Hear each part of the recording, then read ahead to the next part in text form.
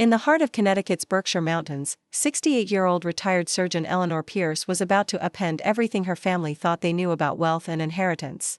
What began as a casual mention at her grandson's graduation party spiraled into family chaos when she announced she was giving away her entire $8.2 million estate. Eleanor wasn't your typical grandmother. For 4 decades she had dedicated her life to saving others through pediatric surgery, known for her steady hands and uncompromising standards. When she encountered her children's shocked outrage at her decision, she had no idea she was exposing decades of hidden family dynamics. Eleanor's unwavering response would lead to a complete transformation of not just her family, but her entire community. What began as a simple belief that, "you can't take it with you," would become a powerful statement about the true meaning of legacy. Before we jump back in, tell us where you're tuning in from, and if this story touches you, make sure you're subscribed, because tomorrow, I've saved something extra special for you. The string quartet Eleanor had hired played softly in the background as she stood on the porch of her colonial home, watching her family mingle on the sprawling lawn below.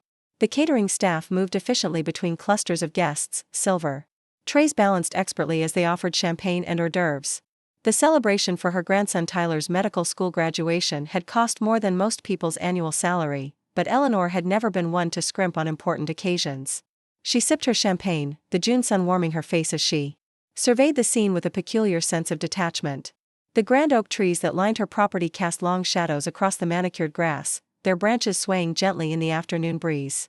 After 42 years living in this estate, she still sometimes felt like a visitor, a sensation that had only intensified since Richard's death 3 years ago. "Mom, there you are," her daughter Rebecca called, climbing the porch steps with determined strides. At 45, Rebecca had inherited Eleanor's height and posture but her father's sharp features and analytical mind. She'd leveraged both into a successful career as a corporate attorney, complete with the perpetually busy schedule and carefully maintained appearance that came with it. "Tyler's looking for you. He wants to introduce you to some of his classmates." Eleanor smiled. "I'll be down in a moment. Just taking it all in." Rebecca's eyes softened briefly before resuming their usual alert expression. "It's a beautiful party, Mom. Though I'm still not sure why you insisted on hosting something this elaborate. Tyler would have been happy with dinner at that seafood place he likes." "Some occasions deserve to be marked properly," Eleanor replied, her tone gentle but firm. "Besides, I had something I wanted to tell everyone while you're all here together." Rebecca's eyebrows lifted slightly. "Oh? What kind of announcement?" "Let's gather everyone first." Eleanor patted her daughter's arm. "After the cake, perhaps." Later, as the sun began its descent behind the mountains, Eleanor stood before her assembled family.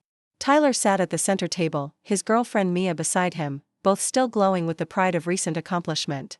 Rebecca and her husband James stood to one side, champagne flutes in hand, while Eleanor's son David lounged in a garden chair, his third wife Stephanie scrolling through her phone beside him. Eleanor's 4 other grandchildren clustered around.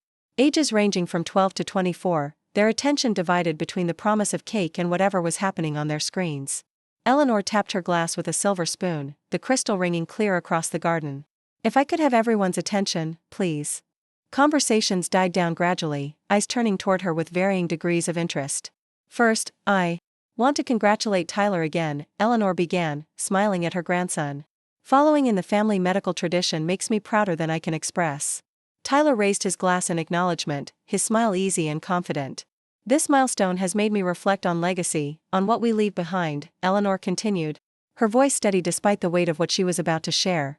"After much consideration, I've made an important decision about my estate." Rebecca straightened, suddenly alert. David's posture shifted too, his casual demeanor replaced by focused attention. "As you know, I've been fortunate financially throughout my career. Between my surgical practice, Richard's investments, and some lucky timing in the market, I've accumulated more wealth than I could spend in 2 lifetimes."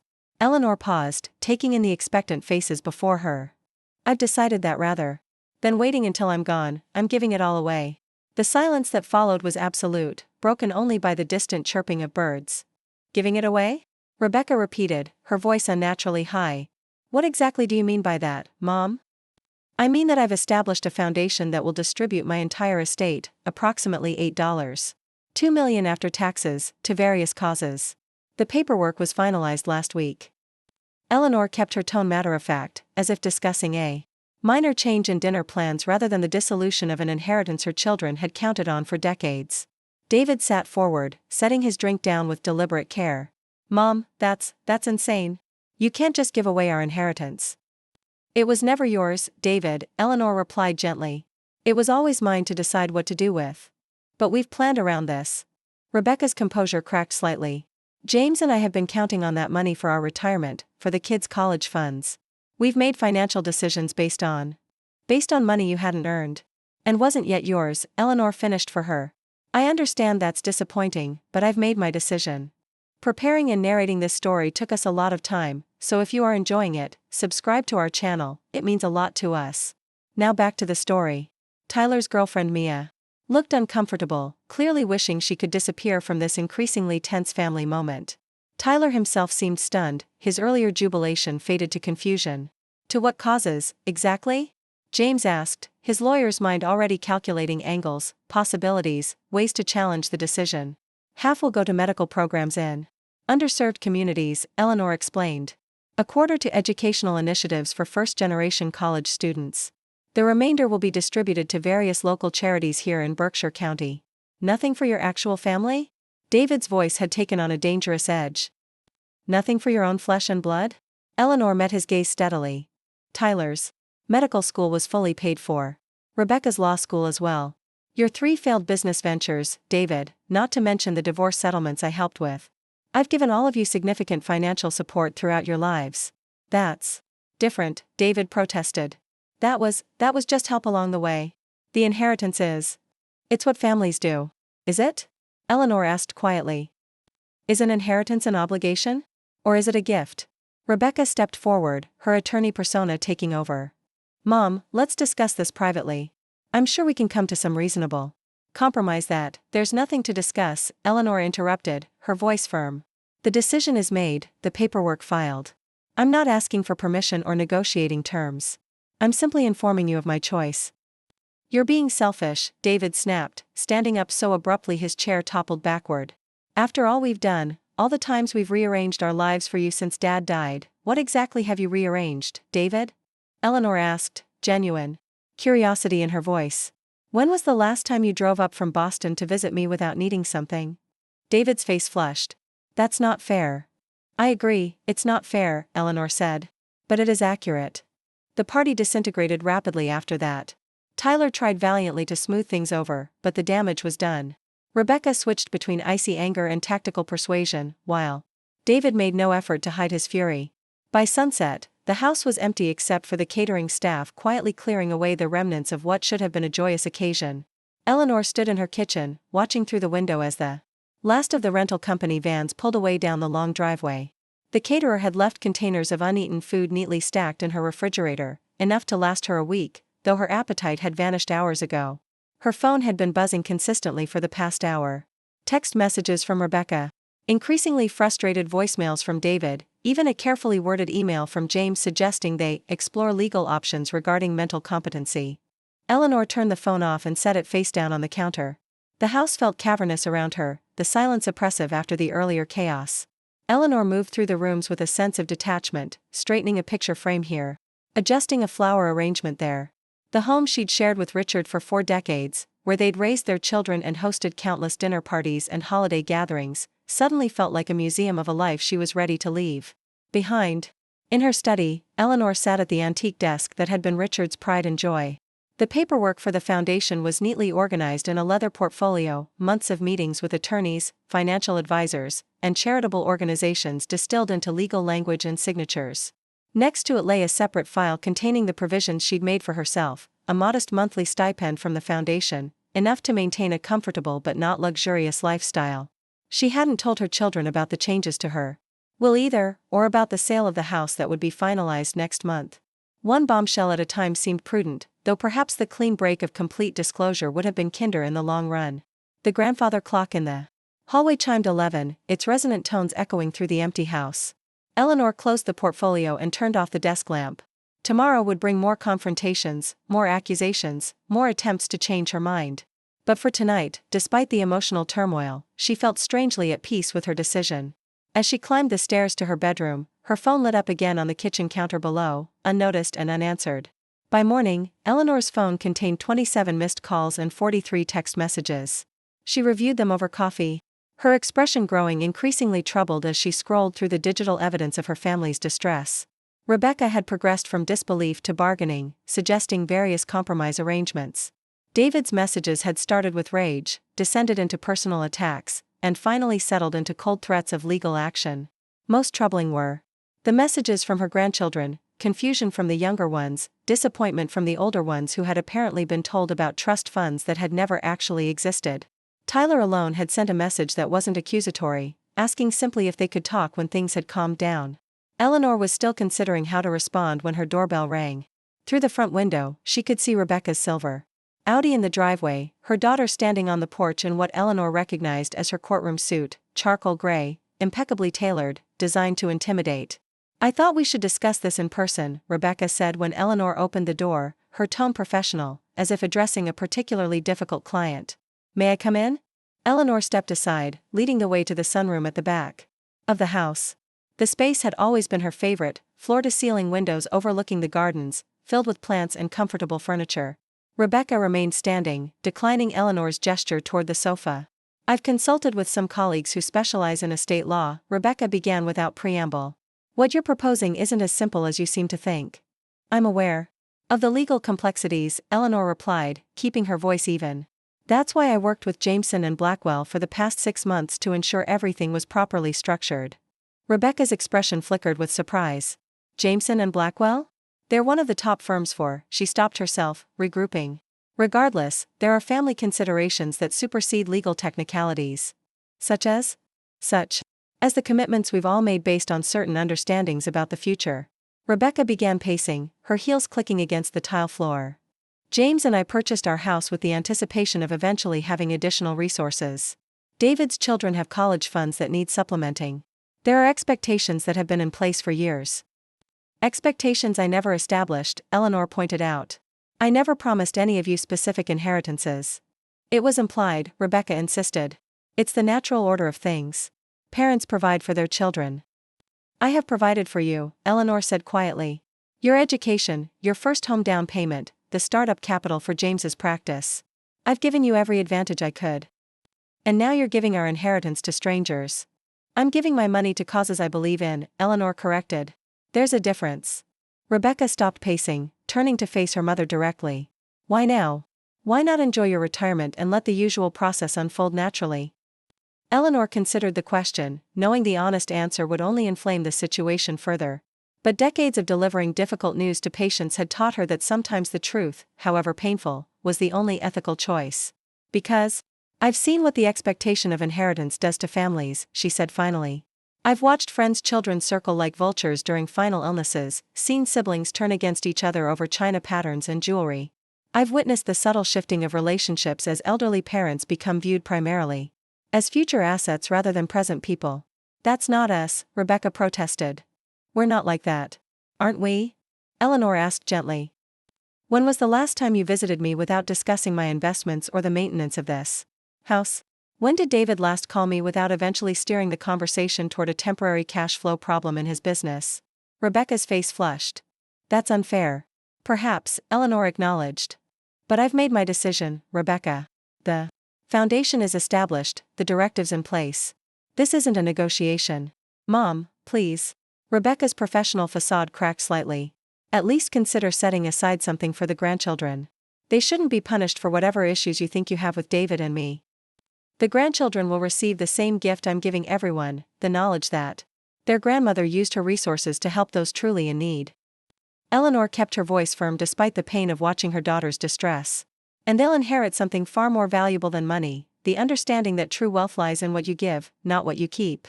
Rebecca's expression hardened. David was right. This is selfish, wrapped in self-righteous packaging. You're doing this to punish us for not being attentive enough, for not living up to whatever standard you've set in your mind. "No," Eleanor said. "I'm doing this because at 68, I've finally realized that I want my resources to create the maximum possible positive impact. And because I've seen how the promise of easy money has already affected this family's dynamics, whether you recognize it or not. So you've appointed yourself the moral arbiter of what we all deserve." Rebecca's voice rose slightly. "The all-knowing dispenser of financial justice?" "I've made a choice about my own money," Eleanor corrected. "That's all." Rebecca gathered her purse from the sofa where she'd dropped it earlier. This isn't over. David's already talking to attorneys about challenging your competency. James thinks we have grounds for an injunction based on verbal promises. There. Welcome to try, Eleanor said, rising to her feet. But I've been evaluated by 2 independent psychiatric professionals as part of the foundation setup. And there are no verbal promises that would hold up in court, as I've been careful never to make specific commitments about inheritance. Rebecca stared at her mother, really seeing her perhaps for the first time in years. You've been planning this for a while. I've been considering it since your father died, Eleanor admitted. The foundation itself took about a year to structure properly. A year. Rebecca shook her head in disbelief. A year of family dinners and holiday gatherings where you said nothing. Would it have been better to discuss it before I was certain? To create exactly this kind of distress while the decision was still in flux? Rebecca had no answer for that. She moved toward the door, pausing with her hand on the knob. David will be more aggressive than I've been. Prepare yourself for that. After Rebecca left, Eleanor sank back onto the sofa, suddenly exhausted. The conversation had gone largely as expected, but knowing Rebecca's tactical approach would be followed by David's more emotional onslaught did nothing to make the prospect less draining. Her gaze drifted to the gardens outside, where the roses Richard had planted were in full bloom. He had loved those roses, tending them with a gentleness that always surprised people who knew him only as the sharp-minded hospital administrator. What would he think of her decision? Would he understand her reasoning, or would he side with the children, seeing her choice as an unnecessary disruption of family harmony? Eleanor liked to think he would support her. Richard had never been particularly materialistic, despite the wealth they'd accumulated. His greatest joy had been in using their resources to open doors for others, establishing scholarships, funding research, quietly helping colleagues through difficult times. The foundation was, in many ways, an extension of values they had shared throughout their marriage. The house phone rang, cutting through her reflections. Eleanor let it go to voicemail, already knowing it would be David. His message, when it came, was exactly as Rebecca had predicted, angry, threatening, punctuated by legal terms he clearly didn't fully understand but believed would intimidate her. Eleanor listened to his voice rise and fall, the familiar cadence of her son's anger washing over her like an old, sad song. When had he become this person? When had money, or the prospect of it, taken such hold on her children's lives that the loss of it could transform love into rage so quickly? The afternoon stretched before her, empty of plans or obligations. Eleanor found herself moving through the house with new awareness, seeing it not as the family home it had been for decades but as the valuable asset her children perceived it to be. The antique furniture Richard had loved collecting, the art they'd acquired on travels, the silver and china that had been used for countless dinner parties, all of it now felt less like cherished possessions and more like items on an inventory sheet. In the library, Eleanor pulled a leather-bound photo album from the shelf. The earliest pictures showed her and Richard as newlyweds, she in her medical residence white coat, he in the conservative suits he'd favored even then. Later pages captured Rebecca's serious face as she headed off to her first day of school, David's triumphant grin holding a little league trophy, family vacations where they all looked sunburned and happy. When had it changed? When had the relationships become transactional, the visits perfunctory, the conversations superficial unless they centered on financial matters? Eleanor couldn't pinpoint a moment, a turning point where family dynamics had shifted. Perhaps it had been gradual, a slow erosion of connection accelerated by geographic distance and busy careers. Or perhaps, she thought with a flash of uncomfortable self-awareness, she had contributed to the problem herself. Had she and Richard emphasized achievement too strongly, prioritized success markers like prestigious schools and impressive careers over character development? Had they inadvertently taught their children that value was measured in accomplishments and acquisitions rather than kindness and integrity? The doorbell interrupted her reflections again. Through the window, Eleanor could see David's BMW parked behind Rebecca's Audi, which had apparently returned.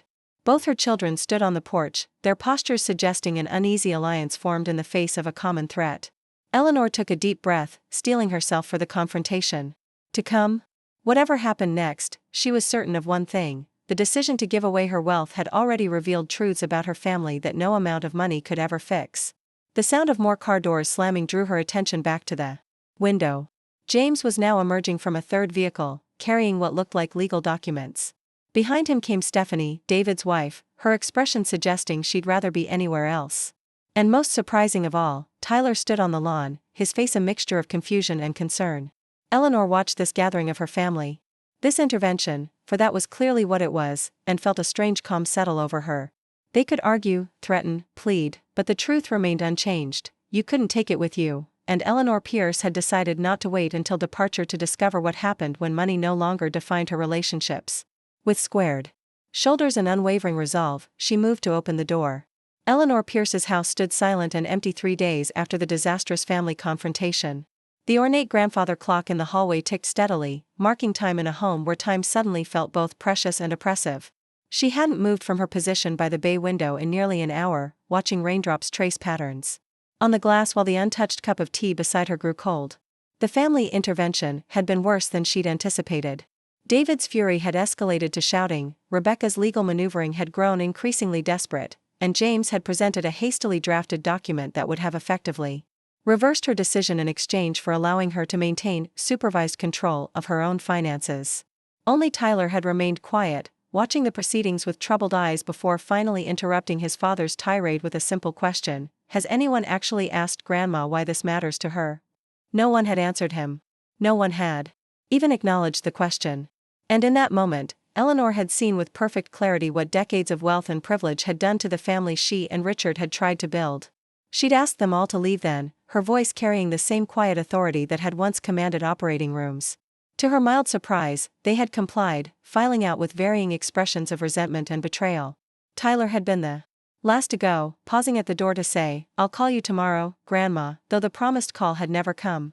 The doorbell's sudden chime startled Eleanor from her reverie. Through the rain-streaked window, she could make out a familiar figure on her porch: Margaret Winters, her neighbor of 30 years, clutching a covered casserole dish and wearing an expression of determined concern. Eleanor briefly considered ignoring the bell, but decades of social conditioning won out. She moved to the door with the careful dignity of someone who had spent a lifetime maintaining composure in difficult situations. "I thought you might need this," Margaret announced without preamble when Eleanor opened the door. "Chicken and wild rice.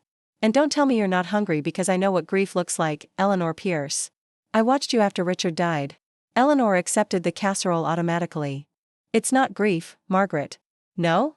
Margaret raised an eyebrow, stepping inside without waiting for an invitation. "Then why have your blinds been drawn for 3 days? Why is your car sitting in exactly the same position it was in on Saturday? And why did I see what looked like half your family storming out of here like they'd been set on fire?" Margaret Winters had never been one for subtlety.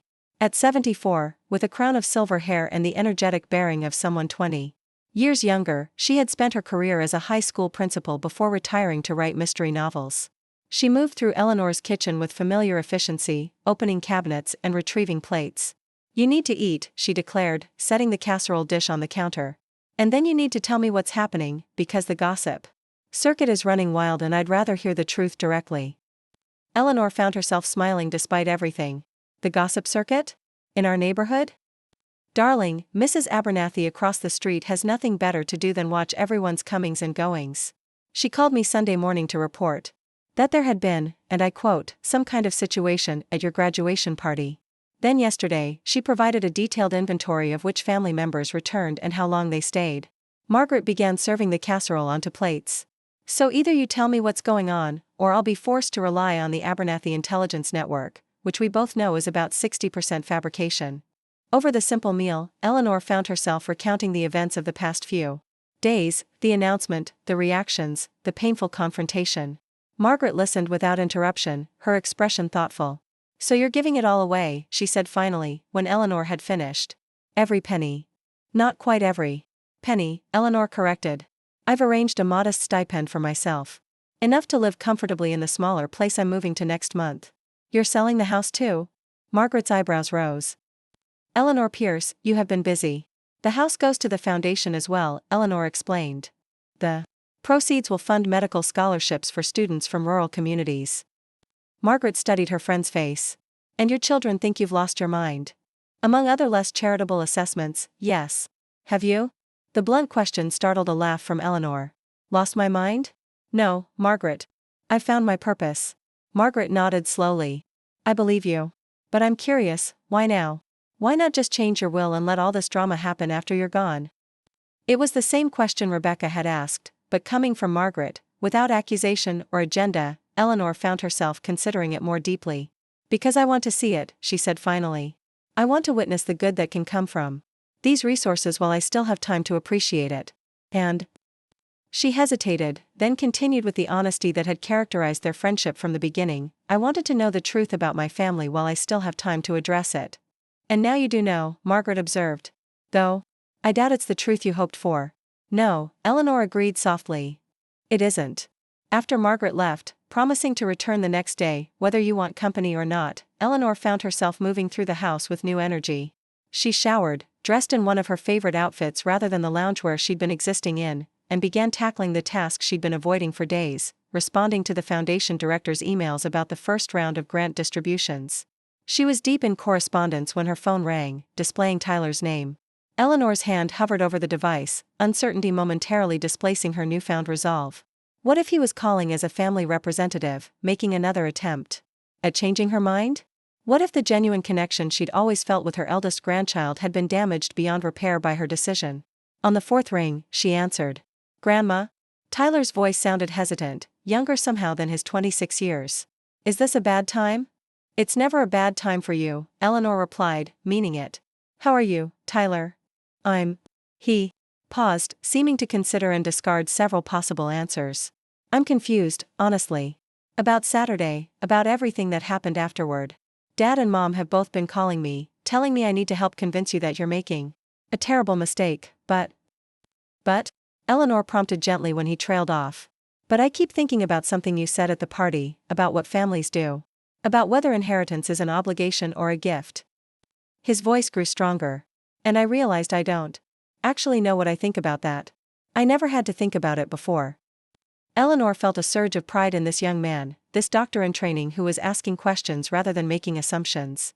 That's a fair thing to be confused about. Most people never examine their beliefs around money and family until they're forced to. Would you? Tyler hesitated again. Would you be willing to talk about it? Not with Mom and Dad, just with me. I want to understand your perspective. I'd like that very much, Eleanor said, surprised by the emotion that suddenly threatened to close her throat. When? I have rounds until 7, but I could come by after that? Bring some dinner maybe? They made arrangements, and as Eleanor hung up, she felt the first genuine lightness she'd experienced in days. One person in her family was still willing to listen, to try to understand. It wasn't the universal reconciliation she might have hoped for, but it was a start. The rest of the afternoon passed quickly as Eleanor continued her correspondence with the foundation team. The initial grants would focus on medical equipment for rural clinics in the western part of the state, areas where patients often had to travel hours for basic care. Eleanor found herself absorbed in the details, asking questions about implementation, timelines and sustainability plans, her surgeon's mind automatically identifying potential issues and solutions. When Tyler arrived that evening, bringing Vietnamese food and a tentative smile, Eleanor was sitting on her porch waiting for him. The rain had cleared, leaving behind the fresh, clean scent that always reminded her of new beginnings. I wasn't sure what you'd want, Tyler said, unpacking containers on the porch table. So I got a little of everything. Perfect, Eleanor assured him, touched by the gesture. They ate in companionable silence for a few minutes, the awkwardness gradually fading as they fell back into the easy rapport they'd always shared.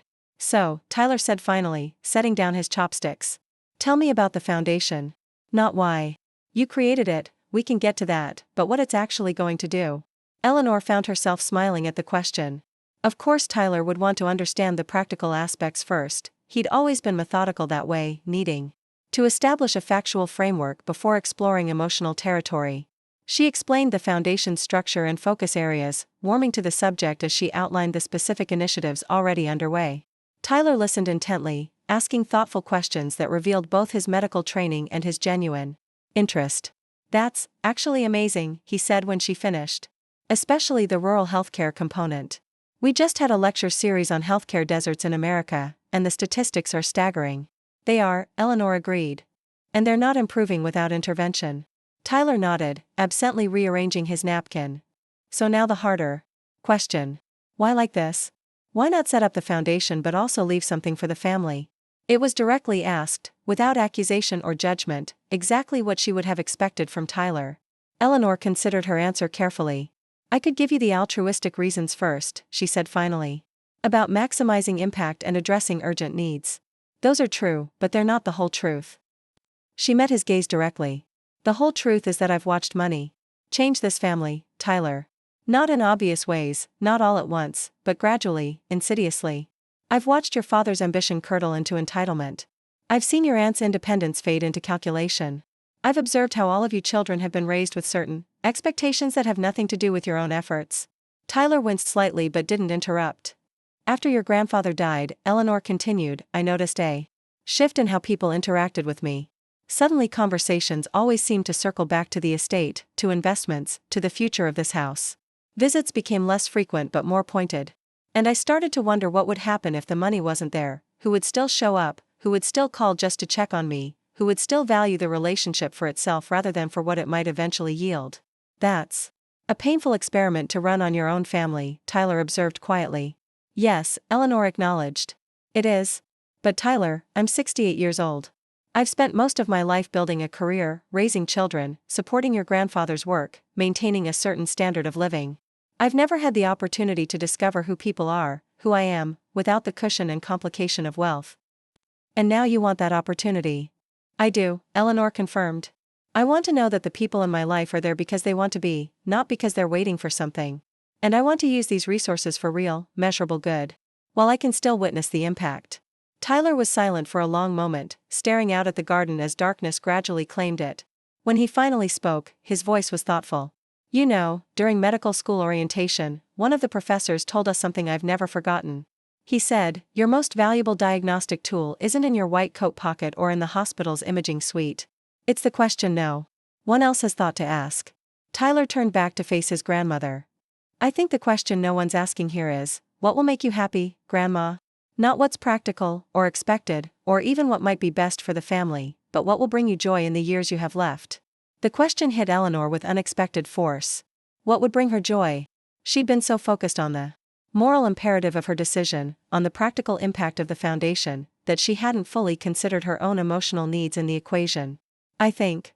She began slowly, I think what would bring me joy is living authentically for whatever time I have left. Making decisions based on my values rather than expectations. Building relationships that aren't shadowed by financial considerations.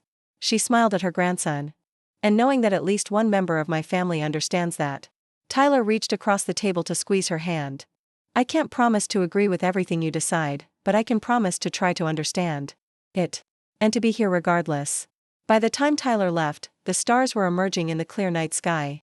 Eleanor stood on her porch watching his car disappear down the long driveway, feeling both exhausted and strangely energized by their conversation. One bridge remained intact amid the family wreckage. It wasn't everything, but it was something to build from. The following week brought a flurry of legal maneuvers from David and Rebecca. As threatened, they filed a petition questioning Eleanor's mental competency, only to have it swiftly dismissed when her attorneys presented the independent psychiatric evaluations she'd undergone during the foundation's creation. James attempted to argue that verbal promises constituted a binding agreement, but without evidence beyond their own testimony, this approach gained no traction either. Through it all, Eleanor maintained the quiet dignity that had characterized her professional life, responding to legal challenges with calm factuality rather than emotional defensiveness. The foundation work continued, with the first grants officially announced and covered in the local newspaper. Tyler called regularly, sometimes just to check in, other times to discuss medical questions related to the Rural Healthcare Initiative.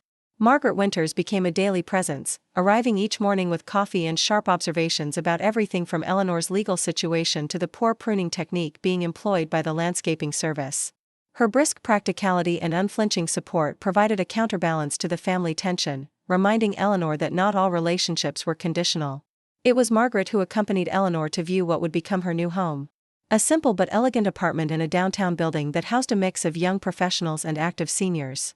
The space was 1/4 the size of her current house, with a small balcony overlooking the town's central park and within walking distance of shops, restaurants, and the community theater Margaret frequented. It suits you, Margaret declared, after inspecting every room with critical attention. Much more than that mausoleum you've been rattling around in. It wasn't always a mausoleum, Eleanor protested mildly. It was a wonderful family home once. Yes, well, things change, Margaret said matter-of-factly. People change. The trick is changing intentionally rather than just letting life happen to you. She gestured around the apartment. This is intentional. This is you choosing rather than just continuing. The observation stayed with Eleanor as they finalized the paperwork. Choosing rather than just continuing. Wasn't that what the entire foundation decision represented? A choice to redirect resources intentionally rather than defaulting to the Expected path of least resistance? As they left the building, Eleanor impulsively suggested lunch at a small cafe across from the park. Seated at an outdoor table, watching people move through their day, mothers with strollers, business people on phones, elderly couples walking hand in hand, she felt a sense of connection to the community she hadn't experienced in years. "I've been hiding," she said suddenly, the realization striking her with unexpected force. Margaret looked up from her menu. "What's that?" "In that house, in that life. I've been hiding," Eleanor repeated. "After Richard died, I just continued. Same house, same routines, same social circles. I never asked myself what I actually wanted my life to look like without him." "Grief can do that," Margaret said, her voice softening. "It can freeze you in place. But it's been 3 years," Eleanor said. 3 years of maintaining a lifestyle. That doesn't actually bring me joy anymore, surrounded by possessions that feel more like obligations than comforts." Margaret studied her friend's face. "And now?" "Now I feel like I'm finally waking up," Eleanor said slowly. "Like I'm remembering who I was before I became defined by wealth and status and other people's expectations." "And who was that?" Margaret asked. "Who were you, Eleanor Pierce, before all of this?" The question hung in the air between them, simple yet profound.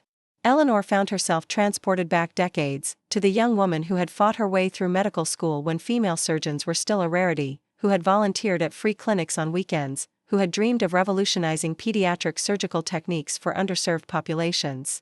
"I was someone who wanted to make a difference," she said finally. "Someone who believed that privilege carried responsibility. Someone who measured success by impact rather than acquisition." Margaret nodded, a smile playing at the corners of her mouth. "Sounds like that woman is finding her way back." Later that afternoon, Eleanor received an unexpected visitor. The Foundation's director, Claire Reynolds, arrived with a portfolio of documents and an enthusiasm that was nearly tangible. "I hope I'm not intruding," Claire said as Eleanor welcomed her into the living room. "But I wanted to share these with you in person." The portfolio contained letters, dozens of them, from organizations that would benefit from the Foundation's first round of grants. Community health centers describing the equipment they would purchase, educational programs outlining scholarship opportunities they could now offer, local initiatives detailing expanded services. "These are just the beginning," Claire explained, her eyes bright with purpose. "As the Foundation's work becomes more widely known, we're receiving new proposals daily. The potential impact is, well, it's beyond what we initially projected." Eleanor leafed through the letters, a warmth spreading through her chest that had nothing to do with the afternoon sun streaming through the windows. This was real. This was happening. The abstract concept of doing good was transforming into specific, measurable change in actual people's lives. "There's something else," Claire said, pulling a final envelope from her bag. "This came yesterday. It's addressed to you personally." The letter was from a nursing student named Melissa Rodriguez, the recipient of the Foundation's first educational scholarship. In simple, heartfelt language, she described growing up in a migrant worker family, dreaming of becoming a healthcare provider while watching her community struggle with limited medical access. The scholarship meant she could complete her training without crushing debt, allowing her to return to her rural hometown to practice rather than seeking higher-paying positions in urban areas. "You've changed the trajectory of not just my life, but potentially thousands of lives I'll touch throughout my career," Melissa had written.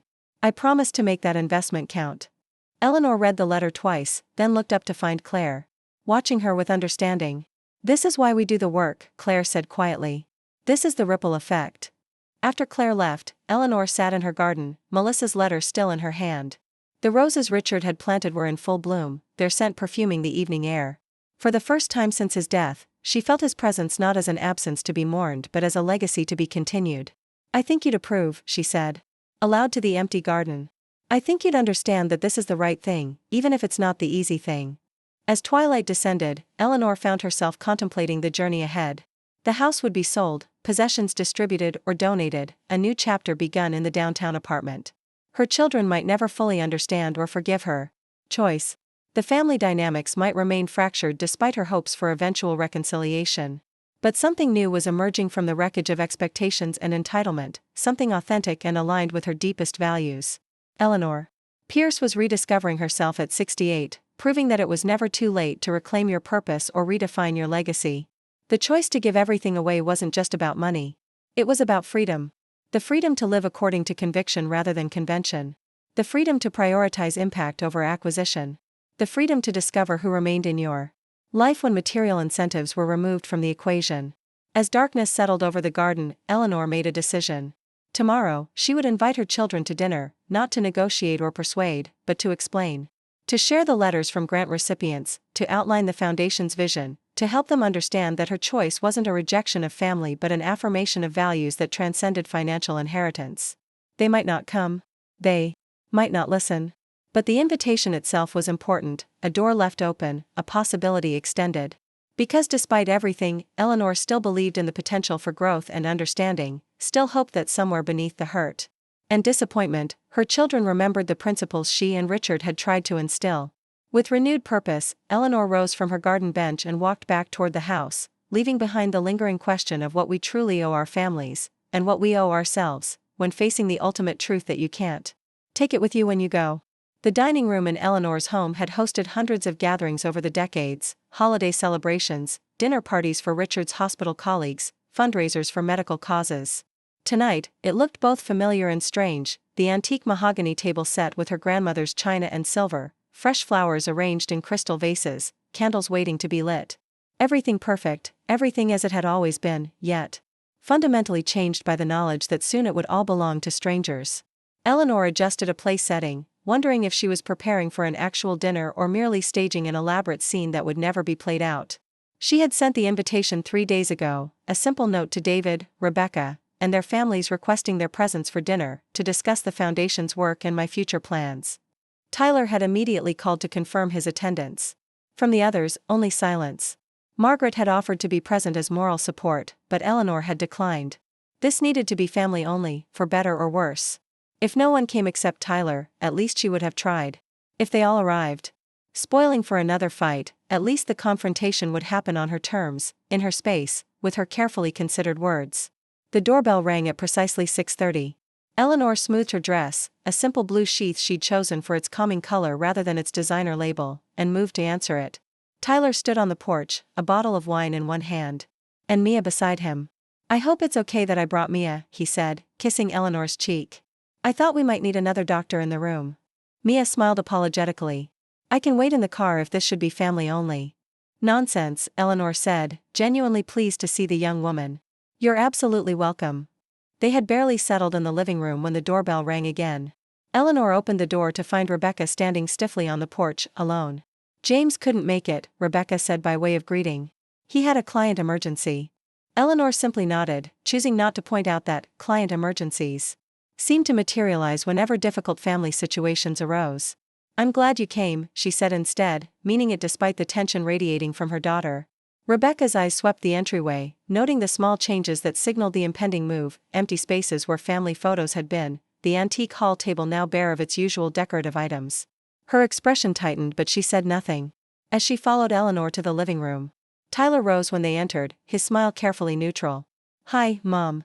Rebecca acknowledged him with a nod before noticing Mia. "I didn't realize this was a social gathering." "It's not," Eleanor said calmly. "It's a family dinner where Tyler chose to bring his partner. Will David be joining us?" Rebecca's hesitation told Eleanor everything she needed to know before the words were spoken. "He's still very upset, Mom. He feels that attending would signal acceptance of your decision." "I see." Eleanor kept her voice even. "Well, shall we start with drinks while we wait a bit longer? Perhaps he'll change his mind." They moved through the rituals of pre-dinner conversation, discussing neutral topics with careful politeness. Tyler described an interesting case from his residency. Mia mentioned a research project she was considering. Rebecca answered questions about her law practice with professional detachment, as if speaking to a prospective client rather than her family. At 7:15, with no sign of David, Eleanor suggested they move to the dining room. "We can always set a plate aside if he arrives later," she said, though she knew he wouldn't. Dinner began with the strained atmosphere of a diplomatic function where opposing parties had agreed to temporary civility. Eleanor served the first course, a summer gazpacho that had been Richard's favorite, and waited until everyone had taken a few bites before speaking. "Thank you for coming," she began, looking between Rebecca and Tyler. "I know this hasn't been easy for any of us. I invited you tonight not to rehash arguments or defend my decision, but to share something important with you." Rebecca sat down, her spoon, wariness in every line of her body. "If this is another announcement, it's not," Eleanor interrupted gently. "It's an explanation. One I should have offered from the beginning." She reached for the portfolio beside her chair. removing the letters from grant recipients that Claire had brought. The foundation has already begun its work. These are letters from some of the organizations and individuals who will benefit from the first round of grants. Eleanor passed the letters around the table, continuing to speak as Tyler and Rebecca began to read. When I made the decision to establish the foundation, I was thinking primarily in abstract terms, statistics about healthcare disparities, educational access, community needs. But these letters have made the impact concrete. In ways I never anticipated. Tyler looked up from Melissa Rodriguez's letter, his expression thoughtful. This nursing student, her story is remarkable. Yes, Eleanor agreed. And she's just one person among many whose lives will change because of these resources. One person who will go on to change countless other lives through her work. Rebecca set down the letter she'd been reading with deliberate care. These are certainly moving stories, Mom. No one is arguing that the foundation isn't doing worthwhile things. The issue has always been the all-or-nothing approach. Eleanor nodded, acknowledging the point. I understand that perspective. But I'd like to explain why I chose this path, if you're willing to listen. Rebecca's silence wasn't exactly permission, but it wasn't refusal either. Eleanor took a breath and continued. When your father died, I found myself confronting questions I'd never had to consider before. Who was I without him? What did I want the remainder of my life to represent? What legacy did I want to leave beyond material possessions? Eleanor's voice remained steady, though the emotions behind the words ran deep. For months, I didn't have answers.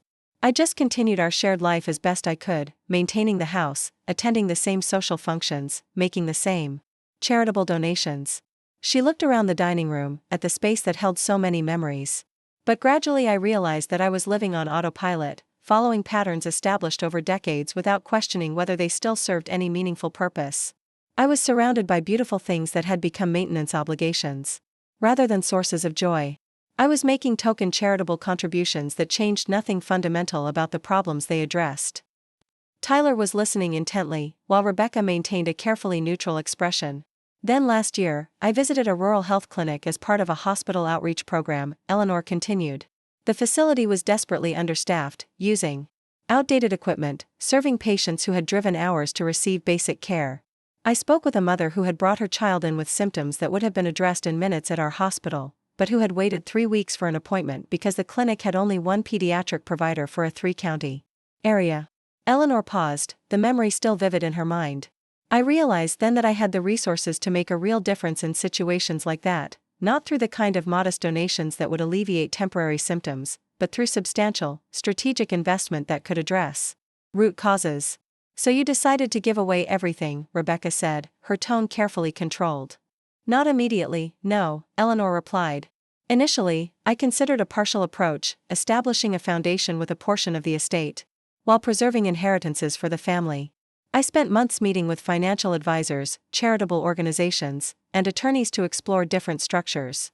This was news to both Rebecca and Tyler, judging by their surprised expressions. What changed your mind? Tyler asked. Eleanor hesitated, knowing the next part would be the most difficult to express without sounding accusatory. Several things happened in close succession that shifted my perspective. Conversations with both of you and with David that consistently circled back to financial matters. Comments about how certain assets would eventually be distributed. Questions about my investment strategies that seemed more concerned with preserving future inheritances than with my current needs or interests. Rebecca flushed slightly but didn't interrupt. I began to notice a pattern, Eleanor continued carefully. The more substantial the expected inheritance, the more family interactions seemed to revolve around it, directly or indirectly. And I started to wonder what would happen if that expectation were removed entirely. So this is a test, Rebecca said, her voice tight. You're testing our love. No, Eleanor replied firmly. I'm making a choice about my resources that aligns with my values. The foundation isn't a test, it's a commitment to using privilege for meaningful change. But I won't deny that the reactions to this decision have revealed certain truths about our family dynamics that were perhaps easier to ignore before. The silence that followed was broken only by the faint ticking of the grandfather clock in the hallway. Eleanor let it stretch, giving Rebecca and Tyler space to absorb her words without pushing for immediate response. It was Tyler who finally spoke. Thank you for explaining, Grandma. I may not fully agree with every aspect of your decision, but I respect the thought and conviction behind it. Rebecca set down her napkin with careful precision. You've obviously given this considerable reflection. And these foundation recipients? She gestured to the letters on the table. They clearly benefit from your generosity. But Mom, I still don't understand why this has to be binary, why it's either the foundation or your family, with nothing in between. Eleanor considered the question, recognizing the genuine confusion beneath the defensive tone. Because partial measures would preserve the very dynamic I'm trying to change, she said gently. As long as there's an expected inheritance, any inheritance, our relationship remains shadowed by financial considerations. By removing that expectation completely, I'm hoping we can rebuild connections based solely on mutual care and respect. That's a significant gamble, Rebecca observed. Yes, Eleanor acknowledged. It is. One that might not pay off in the way I hope. But even if our family relationships remain strained, the Foundation's work will continue to create positive change in people's lives. And I've decided that has to be enough. The conversation paused as Eleanor rose to clear the first course and bring out the main dish, herb-roasted chicken with seasonal vegetables, simple comfort food that had been a family favorite for years. As they began eating, the atmosphere had shifted subtly, still tense, but with an undercurrent of thoughtfulness that hadn't been present before. There's something else I wanted to discuss tonight, Eleanor said after they had eaten in silence for a few minutes. As you know, I'm selling this house. The closing is in 3 weeks. Before that happens, I'd like each of you to select any items of personal or sentimental value that you'd like to keep. Rebecca looked up sharply. The furniture, the art collection, it's all going to? Most of it, yes, Eleanor confirmed. The proceeds will go to the foundation. But family heirlooms, personal gifts, items with significant emotional meaning, those should stay in the family. What about Dad's things? Rebecca asked, her voice catching slightly. I've set aside his personal effects for you and David. To divide, Eleanor said gently. His books, his watch collection, the journals from his residency years, those were never intended for the foundation. Something in Rebecca's expression softened almost imperceptibly. Thank you for that. The rest of the dinner continued with a fragile but noticeable thaw.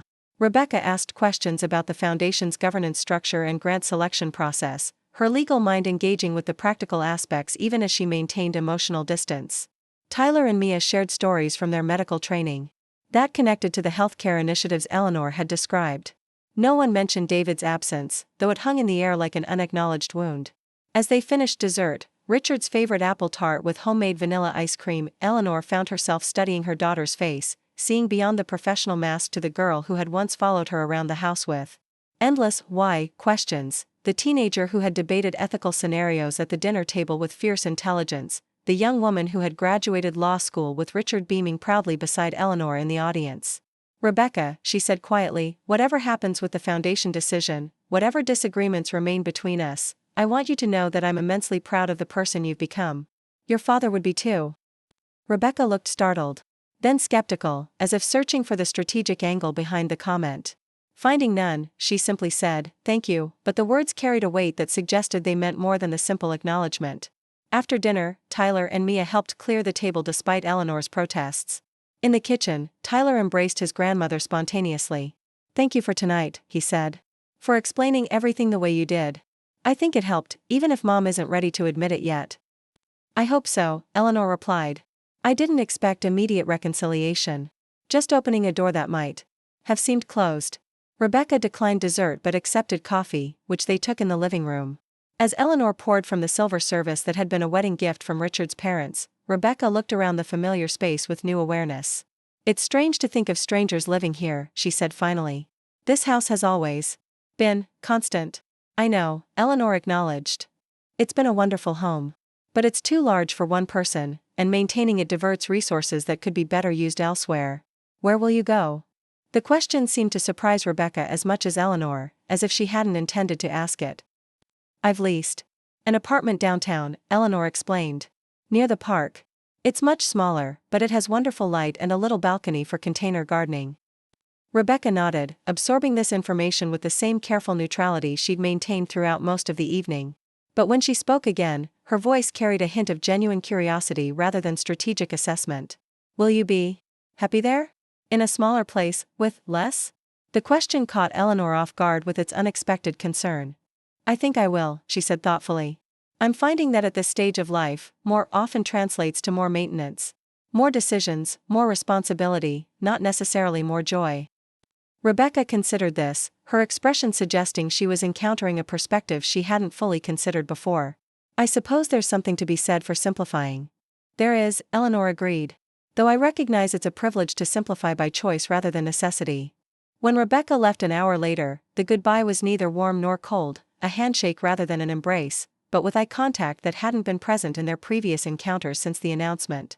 No promises were made about future visits or calls, but neither were doors firmly closed. Tyler and Mia stayed a bit longer, helping Eleanor organize the letters and materials she'd prepared for the dinner. As they were preparing to leave, Tyler asked quietly, "Will you try again with David?" Eleanor sighed. "I'll keep trying, yes. But I won't force the issue. Some healing takes time and space." After they left, Eleanor walked through the quiet house, extinguishing candles and turning off lights. In the dining room, she paused before the cabinet that held Richard's collection of vintage medical instruments, carefully preserved scalpels, stethoscopes, and diagnostic tools that traced the evolution of the profession he'd loved. David had always been fascinated by the collection as a child, asking endless questions about how each item worked. On impulse, Eleanor removed a small leather case containing a 19th-century surgeon's kit that had been Richard's pride. David should have this, she thought, regardless of the current tension between them. Some connections transcended disagreement, some gifts carried meaning beyond their material value. The following morning brought unexpected news. Claire Reynolds called early, her voice vibrating with excitement. "The Rodriguez Scholarship story has been picked up by the regional press," she explained. "A reporter wants to interview you about the Foundation's mission and the impact of its first grants.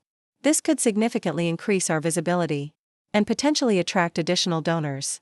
Eleanor's initial instinct was to decline. She had never sought publicity for charitable work, believing that good deeds done for recognition negated their moral value. But as Claire outlined the potential benefits for the Foundation's recipients, Eleanor found herself reconsidering. "This isn't about personal recognition," Claire emphasized, seeming to read Eleanor's hesitation. "It's about inspiring others with means to consider similar approaches. Think of it as expanding the impact beyond what your resources alone can accomplish." "When would they want to do this interview?" Eleanor asked, still uncertain. "This afternoon, if possible. They want to run the story in Sunday's edition." Eleanor thought of David, who read the Sunday paper religiously. Of other wealthy individuals in their social circle who might be influenced by a concrete example of strategic philanthropy. Of Melissa Rodriguez and the patients she would eventually serve. "All right," she agreed. "I'll do it." The reporter who arrived that afternoon was younger than Eleanor had expected, a woman in her early 30s with sharp eyes and thoughtful questions. She seemed genuinely interested in the Foundation's mission rather than the family drama behind its creation, focusing on the specific initiatives and their potential impacts. "What would you say to other people in your position who might be considering similar decisions?" she asked toward the end of the interview. Eleanor considered the question carefully. "I would say that privilege brings responsibility, and that responsibility extends beyond our immediate circles. I would suggest they consider what legacy they truly want to leave, not just in terms of assets passed to heirs, but in terms of positive change created in the world." "And to those who might criticize your approach as extreme?" "I would acknowledge that every family situation is unique, and that there are many ways to balance personal wealth with broader social responsibility," Eleanor replied. "This path is mine, aligned with my specific values and circumstances. Others will find their own." After the reporter left, Eleanor sat in her garden, watching bees move methodically among the late summer flowers. The interview had clarified something for her. The decision to establish the Foundation wasn't just about family dynamics or personal moral philosophy. It was about recognizing that accumulated wealth created obligations that extended far beyond conventional expectations. For decades, Eleanor had lived a life of privilege while maintaining a modest charitable giving program, donations to the hospital, contributions to alumni funds, support for arts organizations. None of it had fundamentally challenged the systems that created vast disparities in access to healthcare, education, and opportunity. None of it had required genuine sacrifice or reconsideration of entrenched assumptions about wealth and family. The Foundation represented something different, not just giving from excess, but reconceptualizing the very notion of what constituted enough. It meant acknowledging that the privilege to designate heirs was itself a luxury that most of humanity never experienced, and questioning whether perpetuating that privilege served any moral purpose when measured against urgent human needs. As twilight descended on the garden, Eleanor felt a sense of peace settle over her. The path forward wouldn't be easy. Family relationships remained strained, with no guarantee of the reconciliation she hoped for. The Foundation's work would face logistical challenges and inevitable setbacks. The transition to a simpler life would require adjustments both practical and psychological. But for perhaps the first time since Richard's death, Eleanor felt fully aligned with her deepest values, the beliefs that had drawn her to medicine initially. The principles she and Richard had tried to instill in their children, the conviction that privilege carried obligations beyond conventional expectations. Whatever happened next, she had made the choice she could live with. The choice that would allow her to face her final years without the dissonance between stated values and actual behavior that had increasingly troubled her conscience. The choice that transformed "you can't take it with you" from a wry observation about mortality into a proactive philosophy for living with purpose and dying without regret. As darkness claimed the garden, Eleanor rose from her bench with new resolve. Tomorrow would bring another day of sorting possessions, reviewing foundation proposals, and navigating the complex emotions of family transitions. But tonight, in the quiet of the home she would soon leave behind, Eleanor Pierce knew with absolute certainty that she was finally becoming the person she had always aspired to be, someone who measured wealth not by accumulation but by impact, who valued legacy not in portfolios but in lives changed for the better. The Sunday newspaper article would create ripples she couldn't yet imagine. David's reaction remained an open question. Rebecca's careful thaw might progress or regress.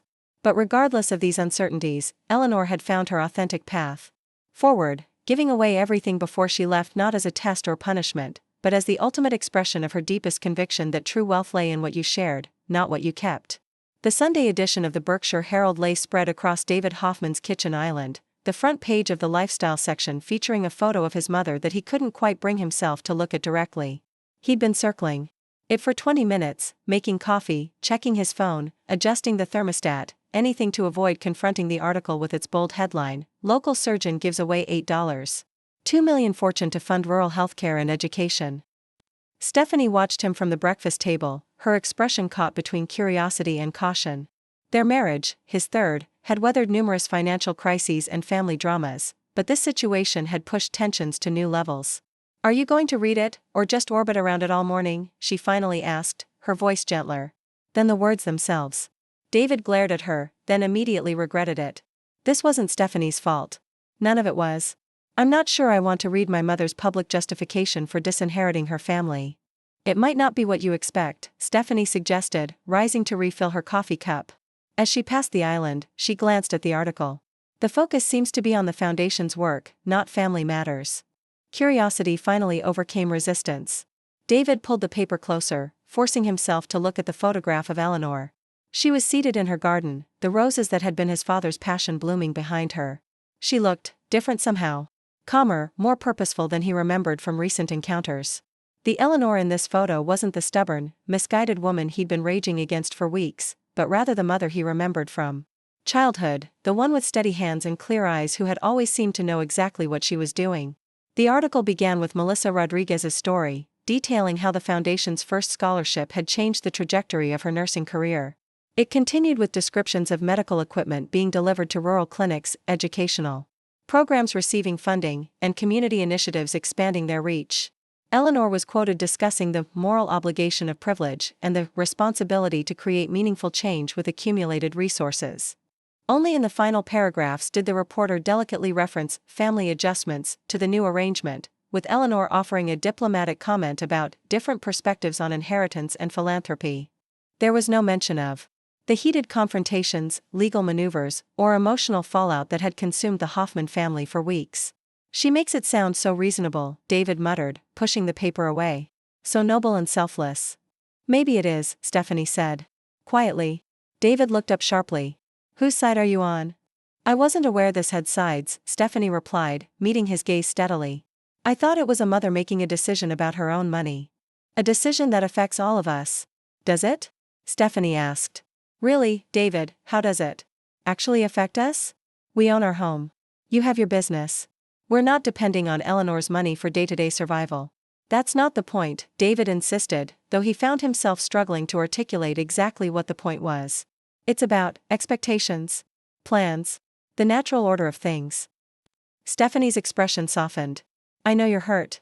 But I've been thinking about something Tyler said when he called last week." David frowned. "Tyler called you?"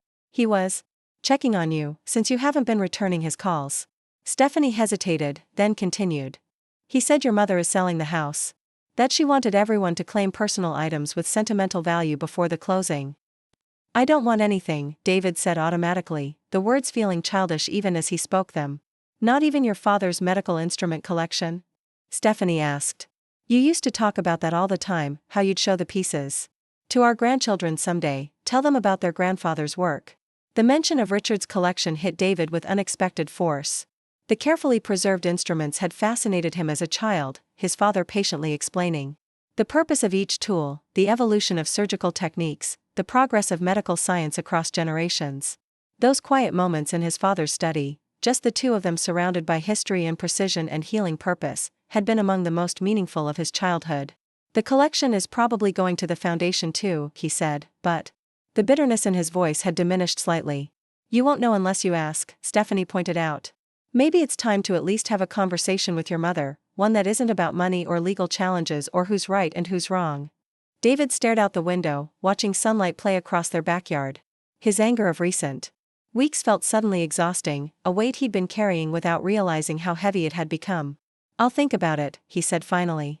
Later that afternoon, David found himself driving the familiar route to his childhood home, having made no conscious decision to go there. The newspaper lay on the passenger seat beside him, the image of his mother's calm face seeming to watch him as he navigated the winding roads of the Berkshire foothills. He'd called first, half hoping Eleanor wouldn't answer so he could claim he'd tried. But she had answered, her voice betraying momentary surprise before settling into careful neutrality as she invited him to come over. The house looked different as he approached, though nothing had physically changed. Perhaps it was just his perception, knowing that soon it would belong to strangers, that the home which had anchored his childhood and adolescence would continue to exist but without the connection to his life that had always seemed permanent. Eleanor opened the door before he could ring the bell, as if she'd been watching for his arrival. David, she said simply, stepping aside to let him enter. Mother. He moved past her into the familiar entryway, noticing immediately the absence of things, spaces on walls where artwork had hung, empty shelves where decorative objects had stood, the overall feeling of a space in transition. Would you like some coffee? Eleanor asked. Or there's iced tea. No, I'm fine. David remained standing, not quite ready to settle into the comfortable familiarity of their usual patterns.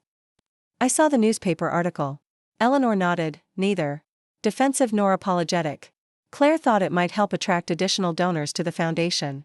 It makes you sound very noble, David observed, unable to keep a slight edge from his voice. Very generous and forward-thinking. That wasn't my intention, Eleanor said quietly. The reporter focused on the foundation's work, which was appropriate. David looked away, his gaze landing on the door to his father's study. Stephanie mentioned something about personal items. Before the house is sold. Yes, Eleanor confirmed.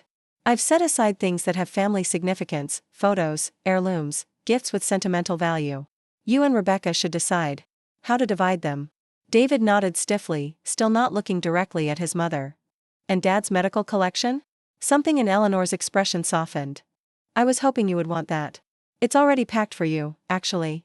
Your father always intended for you to have it.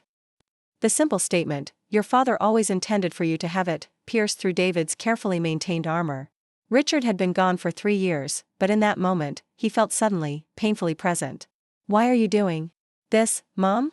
The question emerged more vulnerable than angry, surprising them both. Really? Not the public version, not the noble justification. Why? Eleanor studied her son's face, seeing beyond the successful businessman to the sensitive boy who had once followed his father around with wide-eyed admiration, the teenager who had struggled to find his place, the young man who had chosen business over medicine in a bid for independence. Let's sit down, she suggested, gesturing toward the living room. They settled into their usual places, Eleanor in her reading chair, David on the sofa where he'd sprawled as a teenager, announced his first engagement, held his own children as infants. The familiarity of the physical space contrasted sharply with the emotional distance between them. The foundation isn't about punishment, Eleanor began. It's not about withdrawing love or support or even approval. It's about aligning my resources with my deepest values before it's too late. Values that apparently don't include family, David interjected, but the words lacked their previous bite. Values that include family but extend beyond it, Eleanor corrected gently. David, when your father died, I found myself questioning everything about how we'd structured our lives. The house that required constant maintenance, the possessions that needed management, the social obligations that filled calendars but not necessarily hearts. She paused, choosing her words carefully. I started to consider what Richard and I had actually valued most, not what we'd accumulated or achieved, but what had given our lives genuine meaning. And it wasn't things. It wasn't status. It was impact. The patients your father helped, the children I treated, the students we mentored, the community initiatives we supported.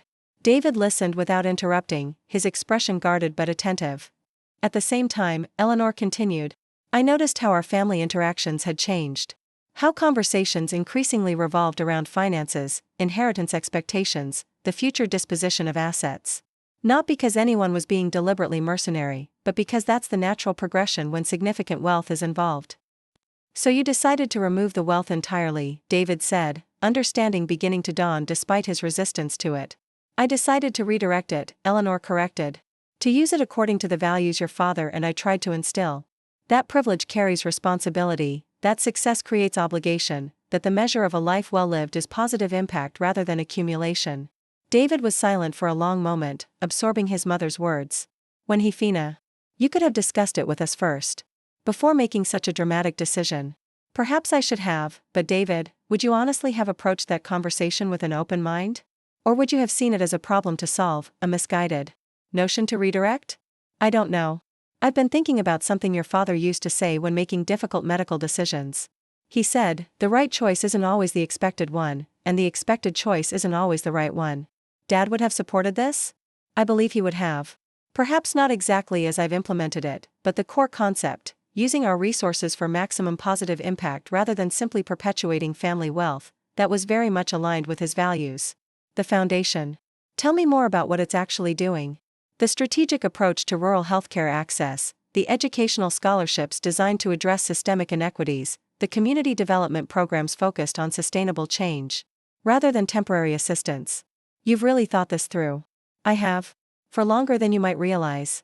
The execution may seem sudden to you and Rebecca, but the underlying considerations have been evolving since before your father died. And there's no way to modify the approach? To achieve these goals while still preserving some family inheritance? The foundation structure is established. But David, inheritance isn't only financial. Values, ethics, education, opportunities, connections, these are all forms of inheritance that I've already given you, that can never be taken away.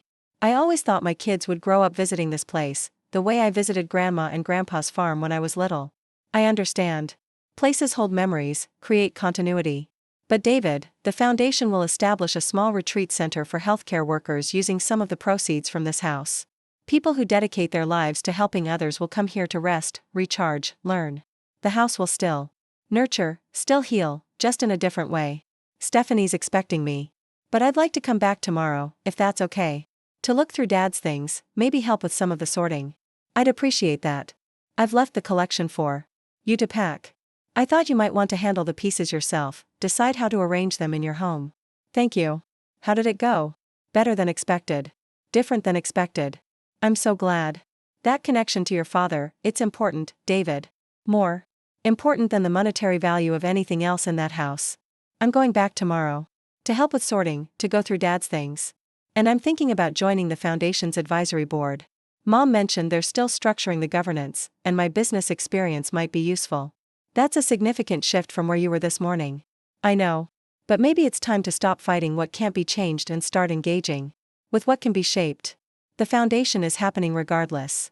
I can continue to resent it, or I can help ensure it achieves the maximum possible impact.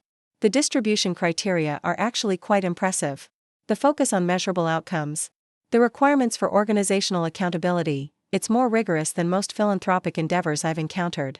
You could have discussed it with us first. Before making such a dramatic decision. Perhaps I should have, Eleanor acknowledged. But David, would you honestly have approached that conversation with an open mind? Or would you have seen it as a problem to solve, a misguided notion to redirect? The question hung between them, uncomfortable in its accuracy. David had spent his entire professional life solving problems, redirecting misguided notions, finding the strategic angle. In every situation. The idea that he might have simply listened, tried to understand without immediately strategizing a counter-approach, was foreign to his nature. I don't know, he admitted finally. Eleanor nodded, accepting the honest uncertainty. I've been thinking about something your father used to say when making difficult medical decisions. He said, the right choice isn't always the expected one, and the expected choice isn't always the right one. David remembered the phrase. Richard had applied it to everything from surgical approaches to family vacation destinations, a personal philosophy that had guided his methodical yet occasionally surprising decision-making. Dad would have supported this? David asked, genuine curiosity replacing defensive anger. I believe he would have, Eleanor said. Perhaps not exactly as I've implemented it, but the core concept, using our resources for maximum positive impact rather than simply perpetuating family wealth, that was very much aligned with his values. David looked around the living room, seeing it with new eyes, not as a collection of valuable furnishings and art, but as the backdrop to a lifetime of family moments, some joyful, some difficult, all part of the complex tapestry of connection that transcended material considerations. The foundation, he said slowly. Tell me more about what it's actually doing. Eleanor's expression lightened slightly at the request. She explained the current initiatives in greater detail than the newspaper article had covered, the strategic approach to rural healthcare access, the educational scholarships designed to address systemic inequities, the community development programs focused on sustainable change rather than temporary assistance. As she spoke, David began to recognize the methodical problem solver who had raised him, the woman who had approached parenting, surgery, and community involvement with the same thoughtful attention to root causes and long-term outcomes. The foundation wasn't a capricious decision or an emotional reaction, it was a carefully structured response to identified needs, designed for maximum sustainable impact. You've really thought this through, he said when she finished the observation. Partly surprised, partly respectful. I have, Eleanor confirmed. For longer than you might realize. The execution may seem sudden to you and Rebecca, but the underlying considerations have been evolving since before your father died. David nodded slowly, processing this perspective. And there's no way to modify the approach? To achieve these goals while still preserving some family inheritance? The foundation structure is established, Eleanor said gently. But David, inheritance isn't only financial. Values, ethics, education, opportunities, connections, these are all forms of inheritance that I've already given you, that can never be taken away. The conversation continued as afternoon light shifted across the room, gradually moving from confrontation to genuine dialogue. David asked questions about the foundation's governance, offering occasional suggestions from his business experience. Eleanor listened with real interest, acknowledging points that hadn't been fully considered in the initial structure. When the discussion turned to the house sale, David found himself unexpectedly emotional. I always thought my kids would grow up visiting this place, the way I visited Grandma and Grandpa's farm when I was little. I understand, Eleanor said softly. Places hold memories, create continuity. But David, the foundation will establish a small retreat center for healthcare workers using some of the proceeds from this house. People who dedicate their lives to helping others will come here to rest, recharge, learn. The house will still nurture, still heal, just in a different way. Somehow, this vision of the property's future eased something in David's chest that had been tight since learning of the sale. The idea that the space would continue to serve a meaningful purpose, would still be filled with people committed to helping others, felt right in a way he hadn't expected. As evening approached, Eleanor suggested dinner, but David declined. Stephanie's expecting me, he explained. But I'd like to come back tomorrow, if that's okay. To look through Dad's things, maybe help with some of the sorting. The offer hung between them, tentative but genuine, not full reconciliation, but a step toward it. I'd appreciate that, Eleanor said simply. Before leaving, David found himself drawn to his father's study. The room had always been a sanctuary of sorts, with its wall of medical texts, comfortable leather chair, and display cases containing the instrument collection. Now it was partly packed, boxes stacked neatly along one wall, but the essential character remained. I've left the collection for you to pack, Eleanor said from the doorway. I thought you might want to handle the pieces yourself, decide how to arrange them in your home. David nodded, unable to speak past the sudden tightness in his throat. The collection represented not just valuable antiques but a tangible connection to his father, to the man who had balanced professional excellence with genuine humanity, who had taught his children that privilege created obligation rather than entitlement. Thank you, he managed finally. As he drove home through the gathering dusk, David found himself reflecting on the conversation with surprising clarity. His mother's decision still represented a significant departure from his expectations, still created financial adjustments he hadn't anticipated. But beneath the practical implications lay a challenge to examine his own values, to question assumptions about wealth and family that he'd never consciously evaluated. What kind of legacy did he want to create with his own resources? What messages was he sending his children about the relationship between privilege and responsibility? How might his own approach to accumulation and distribution change if he prioritized impact over preservation? The questions felt uncomfortable yet necessary, pushing against lifelong assumptions that had operated beneath conscious awareness. The answers wouldn't come quickly or easily, but the mere fact that he was asking represented a shift in perspective that might prove more valuable than any inheritance. At home, Stephanie was waiting on the porch, her expression carefully neutral. As he parked in the driveway, "How did it go?" she asked as he climbed the steps. "Better than expected," David admitted. "Different than expected." Inside, he described the conversation while Stephanie prepared a simple dinner. When he mentioned the medical instrument collection, her face brightened with genuine pleasure. "I'm so glad," she said. "That connection to your father, it's important, David. More important than the monetary value of anything else in that house." Later, as they sat on their back deck watching stars emerge in the clear night sky, David found himself thinking about his father's favorite expression. Again. The right choice isn't always the expected one, and the expected choice isn't always the right one. Perhaps Eleanor's decision, while unexpected and initially unwelcome, contained elements of rightness that he was only beginning to recognize.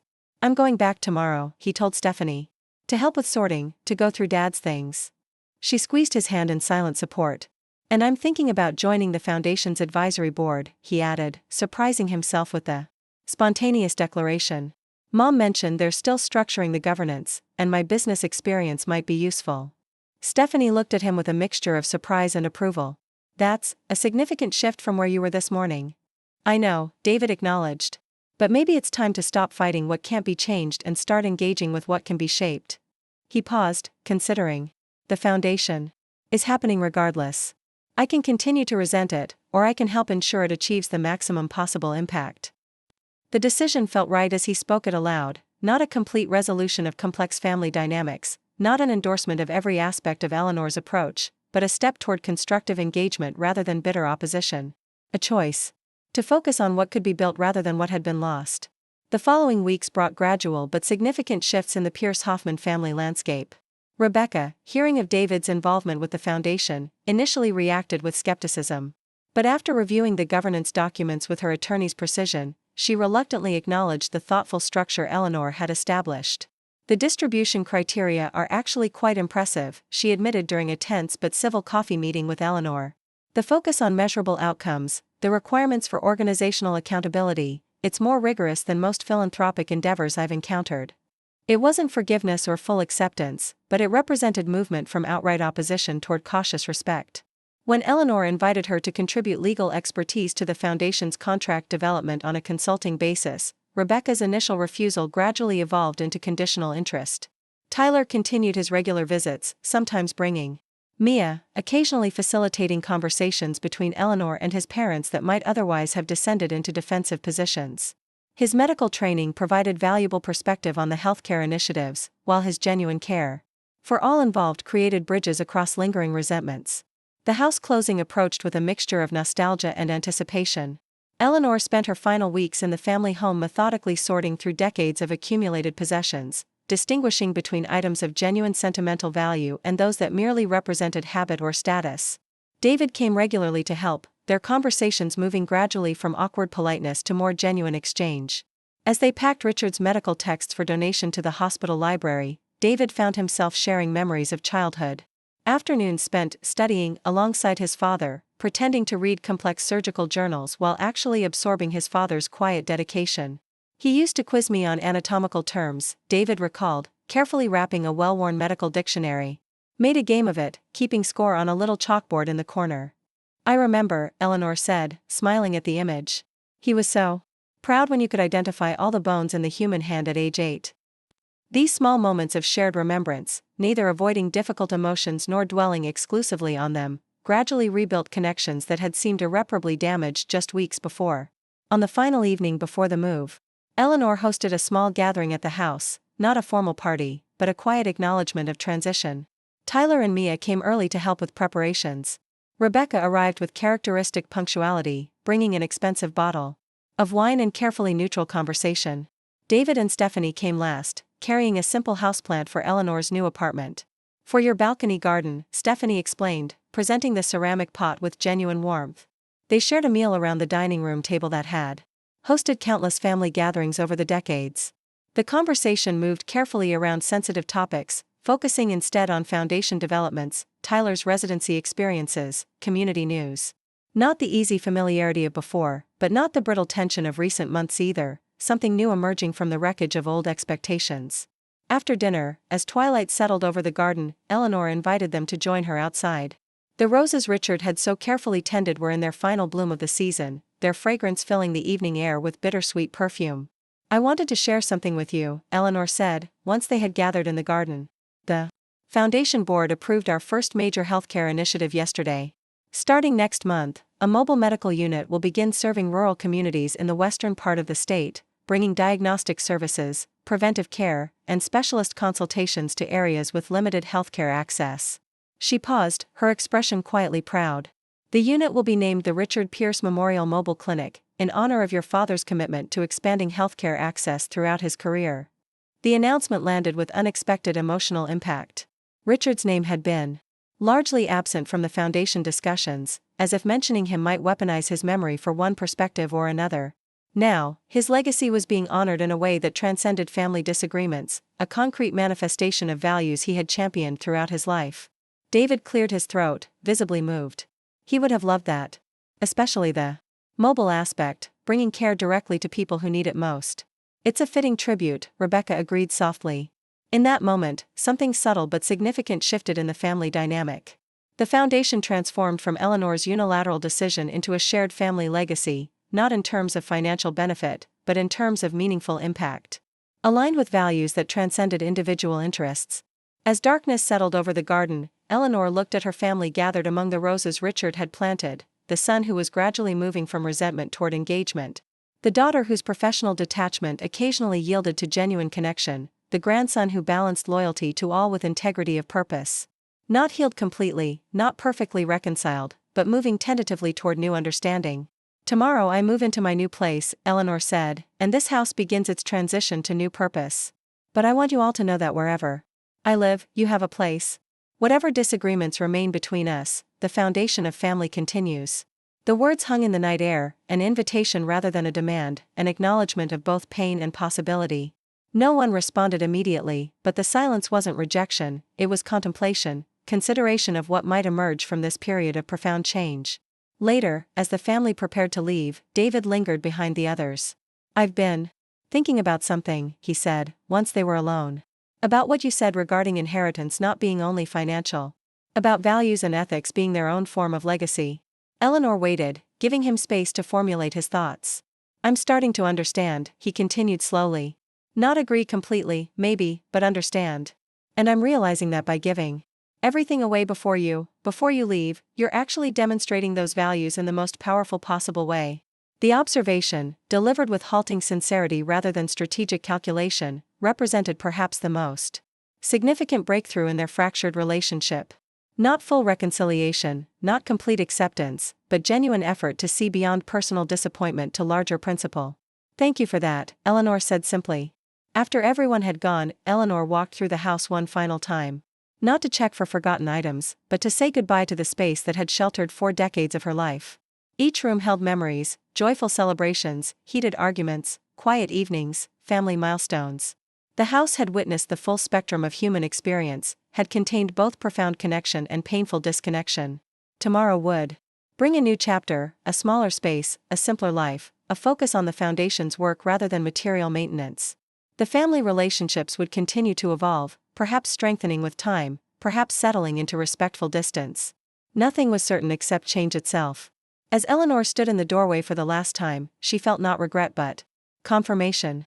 The decision to give everything away before leaving, whether leaving meant the house, her previous lifestyle, or eventually life itself, had revealed truths about family, wealth, and values that might otherwise have remained buried beneath comfortable assumptions. The path forward wouldn't be easy. Relationships damaged by expectation and disappointment couldn't be instantly restored. Trust broken by perceived betrayal would require time and consistent effort to rebuild. The Foundation's work would face challenges both practical and philosophical, as it evolved from concept to established entity. But Eleanor Pierce, standing on the threshold between past and future, felt the deep certainty that comes from alignment between professed values and actual choices. By giving away everything before she left, she had created the possibility for something new to emerge, not just charitable impact, but perhaps a family legacy defined by purpose rather than possession, by contribution rather than accumulation. Whatever came next, she had made the choice she could live with. And in the end, that was the only inheritance that truly mattered. Up next, you've got 2 more standout stories right on your screen. If this one hit the mark, you won't want to pass these up. Just click and check them out. And don't forget to subscribe and turn on the notification bell, so you don't miss any upload from us.